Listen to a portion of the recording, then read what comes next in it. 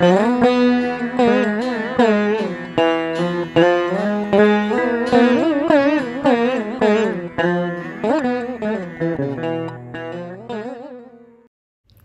ஸ்ரீ கால பைரவரே போற்றி போற்றி.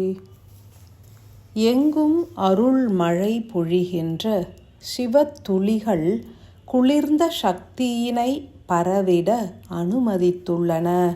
அன்பு நிறைந்த மானுட ஆன்மாக்களே, எழில் ரூபம் கொண்ட ஆதி சக்தி ஒடுங்கி நின்றிடும் இத்தருணத்தில் ஆதி சிவனாரின் விரிதல் எனும் நிகழ்வு 3 சத்தியங்களை உணர்த்திடும்.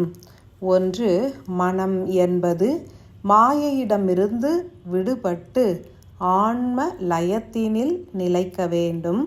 இரண்டாவதாக, அறிவு என்பது ஒடுங்கி கரைந்து அழிந்து மறைய வேண்டும். மூன்றாவதாக, பக்தியும் சரணாகதமும் பெருக வேண்டும். சிவன் என்பது உங்களது ஆன்மாவாகவே நிலைத்திருப்பதினால் அதன் விரிதல் என்பது இயற்கையாகவே மனதினை ஈர்க்கும் மாயையை போக்கும் சரணாகத நிலையினை அருளிடும். இதனை கூர்ந்து நோக்கிட அனைவருமே உணர்ந்திடலாம்.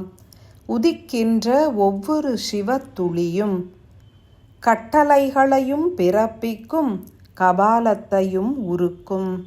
எனில் அன்பு நிறைந்த ஆன்மாக்கள் அனுதினமும் சிவலிங்க வழிபாடு புரிந்து தனது விரிகின்ற சிவத்துளியின் தன்மையினையும் உணர வேண்டும். 24வது சிவத்துளியாக வெளித்தோன்ற உள்ள சிவ அம்சம் என்பது ஸ்ரீ பிராணநாதர் எனும் ஆற்றலாகும்.